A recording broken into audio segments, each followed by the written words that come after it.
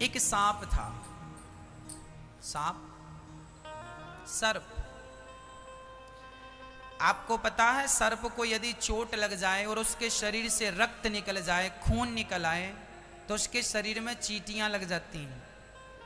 पता है आपको? यदि सांप को कोई चोट लग जाए ना, थोड़ी सी भी खरोंच लग जाए, खून आ जाए, तो सांप को चींटियां लग जाती हैं। और चींटी लगती हैं तो चींटियां उसे खाने लगती हैं, जिंदा सांप को। सांप बहुत कोशिश करता है चींटियों को झड़ाने की, झड़ा नहीं पाता। एक सांप था, बूढ़ा हो गया था। एक बार किसी ने पत्थर फेंका तो वो सांप को लगा, और सांप को लगने से उस सांप को घाव हो गया। घाव होने से सांप एक तो बूढ़ा हो गया, ज़्यादा तेज चल नहीं पाता, और घाव और हो गया। तब सांप को बहुत सारी चींटियां लगने लगी, और चींटियां लगी ना तो सांप तड़पने लगा। वो बार बार मुंह से अपने चींटियों को झड़ाए, पर कितनी झड़ाए? चींटियां तो चींटियां बहुत सारी हैं। चींटियों ने उसको जिंदा खाना शुरू कर दिया, तड़प रहा था। तब वहां से एक संत निकल रहे थे। संत ने देखा कि सांप को चींटियां खा रही हैं, तो सांप ने संत जी से हाथ जोड़कर कहा, संत जी, ये बगल में पत्थर पड़ा है, जरा उठा के मेरे मुंह में मार दीजिए। संत जी ने कहा, मैं क्यों मारूं?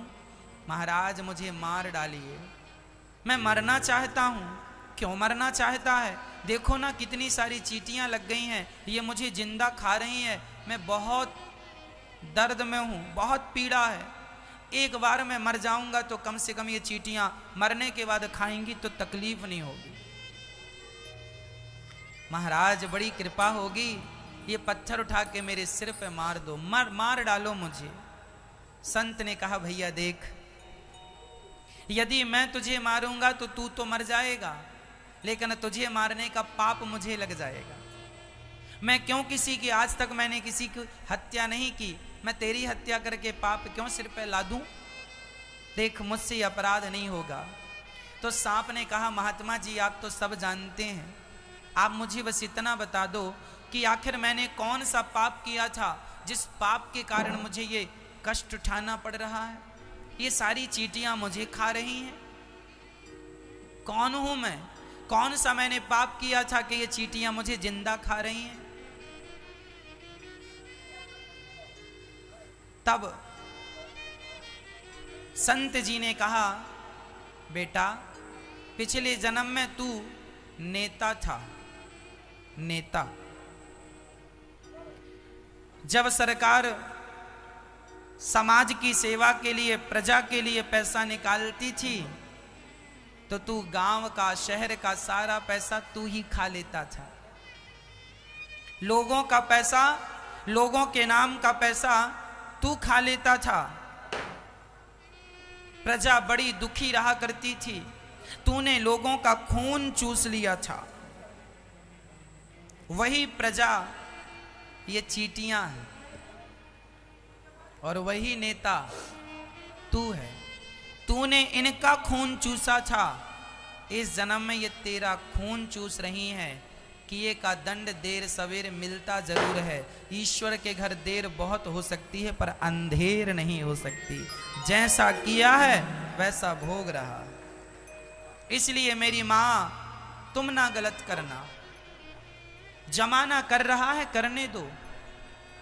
वो अज्ञानी है, वो ना समझ है, आप तो समझदार हैं, आपको तो ये ज्ञान है।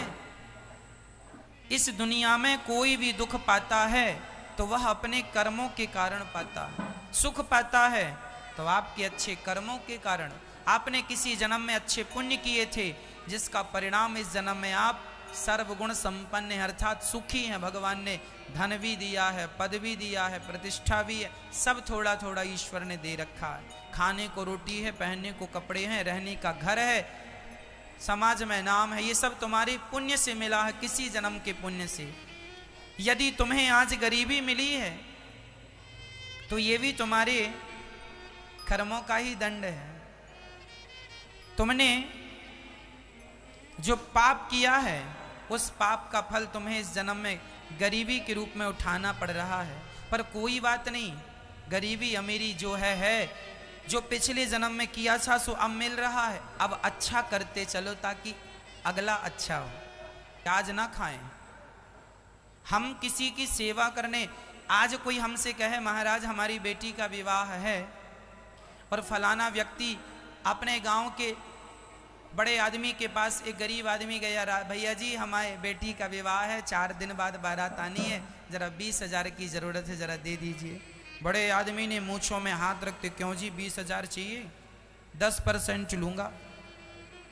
साहब 10% कहाँ से लाऊंगा, मजदूर आदमी हूँ, गरीब आदमी हूँ। अच्छा तो कोई बात नहीं, 7% दे देना। साहब जरा और कम करो, कमर टूट जाएगी, चल 5%। ठीक है साहब, 20,000 लिया। 20,000 का बेचारा मजदूरी करता करता तुम्हारा कर्जा चुका रहा है। कई बार तो ऐसा हुआ है कि 20,000 लोगों ने दिए और उसने 20,000 दे दिए, फिर भी 20,000 बाकी है। ऐसा होता है। हमने आपसे 20,000 लिए बेटी के विवाह के लिए और हमने आपका 20,000 चुका दिया, फिर भी अभी 20,000 बाकी है। इतना ब्याज, अब हमारी हैसियत तो थी नहीं। क्योंकि इसलिए कहा करता हूँ कि जब बेटी का विवाह कोई कराए तो तुम भी अपनी इंसानियत का परिचय दो। आज वो आदमी गरीब है और तुम बड़े आदमी हो और तुम उसके साथ ऐसा व्यवहार करोगे तो अगले जन्म में ईश्वर उल्टा कर देगा, उसे बड़ा आदमी बना देगा, तुम्हें उसकी जगह खड़ा कर देगा। इसलिए इंसानियत का परिचय दो। पैसा ही पैसा क्या करोगे, बांध के ले जाओगे? अरे किसी के विवाह में तो आप यूं ही अपनी श्रद्धा से दे दो, चल भाई 2-5 हजार तो हमारी तरफ से यूं ही ले जा, और ले जा 20,000 पर ब्याज मत देना, जो ले जा रहा मूलधन दे देना, हमें ब्याज नहीं चाहिए। ये इंसानियत है। इंसानियत का परिचय कब दोगे? पैसे कमाते रहोगे। इसलिए किसी को सताओ मत, कष्ट मत दो। यदि किसी ने 20,000 आपसे लिए हैं और उसने 20,000 चुका दिए और 5,000 एक्स्ट्रा भी दे दिए, तो भाई अब उसका माफ करो। तुम माफ नहीं करोगे तो ईश्वर तुम्हें माफ नहीं करेगा। जो तुम बड़ा ब्याज खा रहे हो ना, फिर ईश्वर जब अपना ब्याज चालू करेगा तुम चुका पाओगे? हम तो ईश्वर के सब चीजें बिना ब्याज का खा रहे हैं। एक सिलेंडर ऑक्सीजन कितने की आई? अभी कोरोना काल में आप लोगों को रेट पता चला है। एक सिलेंडर ऑक्सीजन कितने का था? बोलो। 50 हजार का बिका है एक सिलेंडर। इसी कोरोना काल में लोगों ने खरीदा है। उस सिलेंडर में कितनी ऑक्सीजन होती है? मात्र 10 घंटे की। बड़ा सिलेंडर है तो छोटा है तो 5 घंटे की ऑक्सीजन है। 10 घंटे की ऑक्सीजन, चलो मैं 12 घंटे की बोल रहा हूं। 12 घंटे की ऑक्सीजन 50,000 की। 50,000 चलो छोड़ो, यदि 12 घंटे की ऑक्सीजन 10,000 की भी लोगों ने खरीदी, 10,000 की, अभी कोरोना काल में 50,000 की बिकी है, पर मैं 50,000 नहीं बोल रहा हूं, मैं 20,000 10,000 बोल रहा हूं। यदि 12 घंटे की ऑक्सीजन यदि 12,000 की भी मिली, तो जब से जन्म लिए हो आप तब से कितने घंटे की ऑक्सीजन ले लिए हो? क्या इस ऑक्सीजन का आज तक तुमने कोई मूल्य चुकाया है परमात्मा को? कहां से ले रहे हो? डॉक्टर की ऑक्सीजन लेते हो ना तो पैसा देना पड़ता है, और ईश्वर की ले रहे हो, क्या पैसा दिया? कुछ भी नहीं दिया। अरे पैसा ना दो उस ऑक्सीजन के बदले तो कम से कम उस ईश्वर को हाथ जोड़ के उसका धन्यवाद ही दे दो कि विधाता आपका बहुत बहुत धन्यवाद जो आपने इतना दिया। लोग धन्यवाद ना देकर शिकायत करते हैं तुमने क्या दिया? जो दिया है कम नहीं है।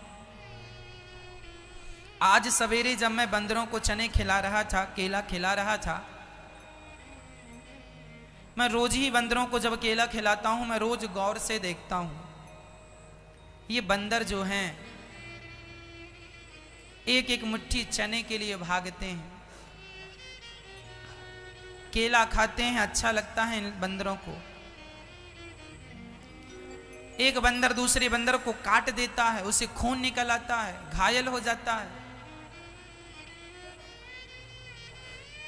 तब मैं उन बंदरों को देखता हुआ ईश्वर से कहने लगा, विधाता कितनी बड़ी कृपा की है आपने हम पर कि हमें बंदर नहीं बनाया, हमें जानवर नहीं बनाया, परलोक संवारने का ये जो अवसर दिया है ईश्वर ने, ये जो मनुष्य का तन दिया है, कभी बंदरों को देखा करो, कभी कुत्ते बिल्ली को देखा करो। वो लोग पानी बरसता है तो यहाँ वहाँ छिपते फिरते हैं, ना उनके पास पहनने को कपड़े हैं, ना खाने की व्यवस्था है। तुम मनुष्य हो, कितने बुद्धिमान हो, कितने समझदार हो, अपने लिए कपड़े बना लेते हो, अपने लिए घर बना लेते हो। वो पक्षी, वो पशु, क्या जीवन है उनका? जरा उनके जीवन से अपने जीवन को मैच करके देखिए, कंपेयर करके देखिए। ईश्वर ने तुम्हें कितना सुखी बनाया है। जय श्री कृष्ण भक्तों, राधे राधे। आप सब लोग कैसे हो? आशा करती हूँ आप लोग कुशल मंगल से होंगे। भक्तों, श्री अनिरुद्धाचार्य जी की कथा में आप सभी का स्वागत है। क्योंकि महाराज जी इस कथा में बहुत ही अच्छी और विचित्र बात बताई है, क्योंकि महाराज जी की कथाएं हमें बहुत अच्छी लगती हैं, क्योंकि महाराज जी हमें बहुत ही अच्छी और ज्ञान वाली बातें बताते रहते हैं।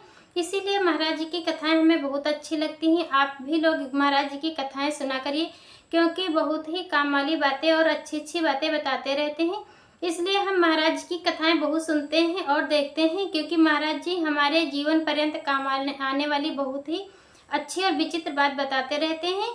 और आप लोगों ने इस कथा में, आप लोग इस कथा को पूरा सुने होंगे और बहुत ही अच्छी और विचित्र बात बताई है, क्योंकि जो लोग इस कथा को पूरा वाच किए होंगे, आप लोगों को जीवन में कुछ ना कुछ बहुत कुछ सीखने को इस कथा के माध्यम से मिला होगा। इसलिए महाराज जी की कथाएं बहुत ही अच्छी लगती हैं और आप लोग इस कथा को पूरा सुनिएगा। हम आप लोगों को, अगर ये कथा आप लोगों को अच्छी लगी हो तो वीडियो को लाइक करिए, चैनल को सब्सक्राइब करिए, कमेंट में जय श्री कृष्णा लिखना ना भूलें। हम मिलते हैं आपको अगली कथा के साथ, तब तक के लिए राधे राधे भक्तों।